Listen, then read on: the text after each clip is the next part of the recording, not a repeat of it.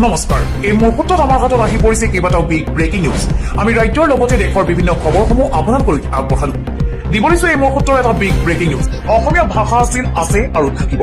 মুখ্যমন্ত্ৰী ডক্টৰ হিমন্ত বিশ্ব শৰ্মাই ডাঙৰ মন্তব্য কৰিছে অনন্ত কাললৈ থাকিব অসমীয়া ভাষা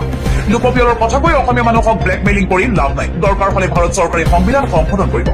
অসমৰ চৰকাৰী ভাষা অসমীয়াই হৈ থাকিব ভাষাক লৈ সিমানখিনি কৰাৰ ইচ্ছা আৰু সাহস মোৰ আছে পুনৰ অসমীয়া ভাষাক লৈ ডাঙৰ মন্তব্য কৰিছে মুখ্যমন্ত্ৰী ডক্টৰ হিমন্ত বিশ্ব শৰ্মাই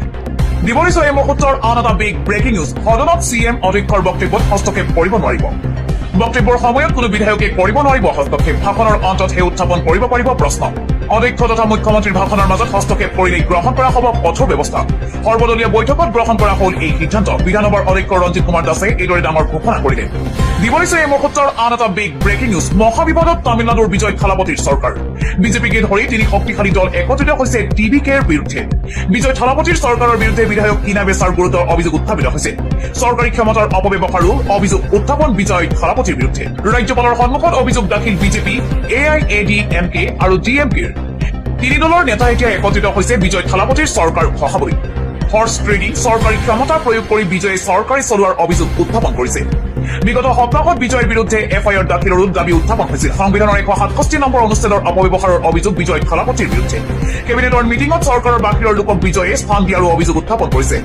দিবলৈছো এই মুহূৰ্তৰ আন এটা বিগ ব্ৰেকিং নিউজ বেদখলকাৰীক লৈ বৰক্ষেত্ৰীৰ বৰগাছাত উত্তপ্ত পৰিস্থিতি বেদখলকাৰীৰ ঘৰ ভাঙি লণ্ডভণ্ড কৰিলে খিলঞ্জীয়াৰ ৰাইজে খিলঞ্জীয়াৰ মাটি দখল কৰি একাংশ মিয়াই সাজিছিল ঘৰ সময়সীমা উপলাৰ পিছতো ঘৰ ভঙা নাছিল বেদখলকাৰীৰ ন্যায়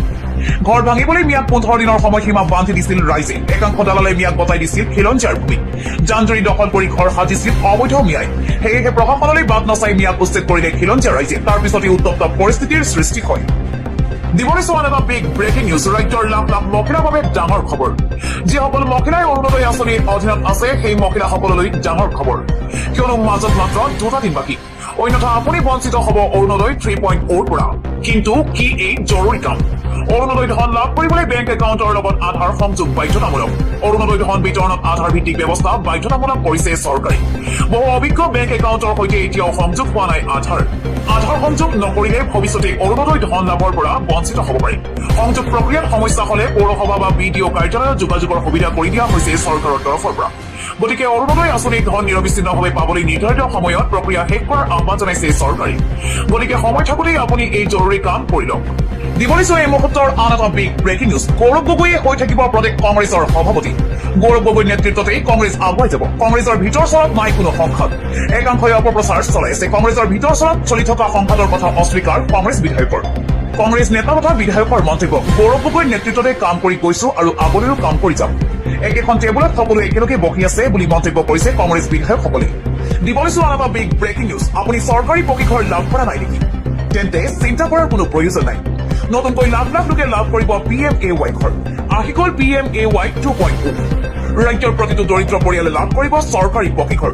নতুনকৈ 16,810টা পৰিয়ালে শীঘ্ৰেই পাব চৰকাৰী পকীঘৰ তালিকাত কাৰ কাৰ নাম অন্তৰ্ভুক্ত হ'ব শীঘ্ৰেই সাজু কৰক নথিপত্ৰ ৰেচন কাৰ্ড আধাৰ কাৰ্ড পেন কাৰ্ড থাকিলেই লাভ কৰিব চৰকাৰী পকীঘৰ এই মুহূৰ্তৰ এটা বিগ ব্ৰেকিং নিউজ শীঘ্ৰেই কংগ্ৰেছ এৰি বিজেপিত যোগদান কৰিব কংগ্ৰেছৰ একমাত্ৰ হিন্দু বিধায়ক জয়প্ৰকাশ দাসে এই ভৱিষ্যতবাণী কৰিছে বিধায়ক অখিল গগৈয়ে আগন্তুক 5 বছৰৰ ভিতৰত জয়প্ৰকাশ দাসে বিজেপিত যোগদান কৰিব বুলি চাঞ্চল্যকৰ মন্তব্য কৰিছে বিধায়ক অখিল গগৈয়ে জয়প্ৰকাশ দাস হিমন্ত বিশ্ব শৰ্মা আৰু পীযুষ হাজৰিকাৰ গ্ৰুপৰ মানুহ বুলি মন্তব্য কৰিছে অখিল গগৈয়ে 5 বছৰ কংগ্ৰেছত থাকি দেখুৱাবলৈ জয়প্ৰকাশ দাসক আহ্বান জনালে অখিল গগৈয়ে ইয়াৰ পিছতে অখিল গগৈক উভতি ধৰিছে নৱৈছা কংগ্ৰেছৰ বিধায়কগৰাকীয়ে অখিল গগৈৰ ভৱিষ্যতবাণী মিছা প্ৰমাণিত হ'ব বুলি দাবী কৰিছে বিধায়ক জয়প্ৰকাশ দাসে দিবলৈছো এই মুহূৰ্তৰ আন এটা বিগ ব্ৰেকিং নিউজ 112ত ফোন কৰিলেই হ'ব আপোনাৰ সমস্যাৰ সমাধান 24 ঘণ্টাই এক্টিভ হৈ থাকিব 112 নম্বৰ অসম আৰক্ষীত আহিব নতুনত্ব 112ত ফোন কৰিলে দূৰ হ'ব ৰাইজৰ সকলো সমস্যা ৰাজ্যত স্থাপন হ'ব 200টাকৈ মোবাইল পুলিচ ষ্টেচন জনতাৰ স্বাৰ্থত সক্ৰিয় হৈ থাকিব 200খনকৈ পুলিচ ভান এইদৰে ডাঙৰ মন্তব্য কৰিছে মুখ্যমন্ত্ৰী ডক্টৰ হিমন্ত বিশ্ব শৰ্মাই অসমতো আহি গ'ল 200 মোবাইল পুলিচ ষ্টেচন 112ত ফোন কৰিলেই হ'ব আপোনাৰ সমস্যাৰ সমাধান দিবলৈছো এই মুহূৰ্তৰ আন এটা বিগ ব্ৰেকিং নিউজ বিদেশ ভ্ৰমণত থকা প্ৰধানমন্ত্ৰী নৰেন্দ্ৰ মোদীক হত্যাৰ ভয়ংকৰ ভাবুকি দিয়া হৈছে অষ্ট্ৰেলিয়াতে প্ৰধানমন্ত্ৰী নৰেন্দ্ৰ মোদীক শেষ কৰাৰ ভাবুকি অচিনাকি চক্ৰৰ 8 জুলাইত অষ্ট্ৰেলিয়ালৈ যাব প্ৰধানমন্ত্ৰী নৰেন্দ্ৰ মোদী প্ৰধানমন্ত্ৰীৰ ভ্ৰমণৰ 3 দিন পূৰ্বে আহিছে হত্যাৰ ভাবুকি 8 জুলাইত ইণ্ডোনেছিয়া হৈ অষ্ট্ৰেলিয়ালৈ যাব প্ৰধানমন্ত্ৰী নৰেন্দ্ৰ মোদী আবু মুস্তাফা নামৰ এজন একাউণ্টৰ পৰা আহিছে মোদীক হত্যাৰ ভাবুকি। ভাবুকি অহাক লৈ চৰম অস্বস্তিত পৰিছে অষ্ট্ৰেলিয়াৰ চৰকাৰ। ফেচবুক পোষ্টত দিয়া হৈছে প্ৰধানমন্ত্ৰী নৰেন্দ্ৰ মোদীক হেক কৰাৰ ভাবুকি। 9 জুলাইত মেলবৰ্ণৰ মাৰ্ভেল ষ্টেডিয়ামত আছে প্ৰধানমন্ত্ৰীৰ কাৰ্যসূচী। ৰাষ্ট্ৰীয় সংবাদ মাধ্যমৰ খবৰক লৈ এতিয়া তোলপাৰ লাগিছে সমগ্ৰ বিশ্ব। বহু সন্ত্ৰাসবাদী সমৰ্থন কৰা দেশৰ মূৰৰ কামোৰণি হৈ পৰিছে প্ৰধানমন্ত্ৰী মোদী। দিবলৈছে এই মুহূৰ্তৰ আন এটা বিগ ব্ৰেকিং নিউজ। তীব্ৰতৰ হৈছে গৌৰৱ গগৈ আৰু জুবিৰ আনমৰ মাজৰ কাজিয়া। 19 বিধায়কক লৈ চলিছে টনা আজোৰা। দিল্লীলৈ প্ৰেৰণ ইখনৰ পিছত সিখন অভিযোগ পত্ৰ। গৌৰৱ গগৈ আৰু জুবিৰ আনমৰ মাজত 21 মেত সংঘটিত হোৱা সংঘাতৰ ঘটনাই এতিয়া খুলি খুলি খাইছে অসম প্ৰদেশ কংগ্ৰেছক।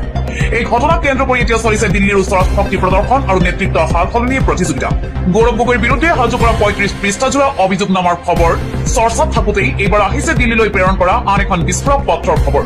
যুৱ কংগ্ৰেছৰ ৰাষ্ট্ৰীয় সভাপতিলৈ অভিযোগ পত্ৰ প্ৰেৰণ অসমৰ 3 বিধায়কৰ। পত্ৰখনত APCCৰ সভাপতি গৌৰৱ গগৈক অপমানৰ অভিযোগ তোলা হৈছে বিধায়ক জুবিৰ আনমৰ বিৰুদ্ধে। লাহৰীঘাটৰ বিধায়ক আসিফ নজৰুলে প্ৰেৰণ কৰা পত্ৰখনত চহী কৰিছে আন 2 বিধায়কে। 21 মেত ৰাজীৱ ভৱনত গৌৰৱ গগৈক অপমান কৰা জুবিৰ আনমৰ কথা উল্লেখ কৰি পত্ৰখনৰ জৰিয়তে জুবিৰ আনমৰ বিৰুদ্ধে কঠোৰ ব্যৱস্থা গ্ৰহণৰ দাবী জনাইছে। দিবলৈছে এই মুহূৰ্তৰ আন এটা বিগ ব্ৰেকিং নিউজ। আগন্তুক লোকপিয়লত অসমৰ মিয়া মুছলমানে মাতৃভাষা লিখক বাংলা। অসমীয়া লিখি অসমত নিৰ্যাতনৰ হে সন্মুখীন হৈছে মিয়া মুছলমান। মিয়া মুছলমানে বাংলা লিখিলে সংখ্যালঘুত পৰিণত হ'ব অসমীয়া। বড়ো তিৱা সকলোৱে নিজা নিজা ভাষা লিখে লোকপিয়লত। নিৰ্যাতনৰ সন্মুখীন হোৱা মিয়াই কিয় লিখিব লাগে মাতৃভাষা অসমীয়া?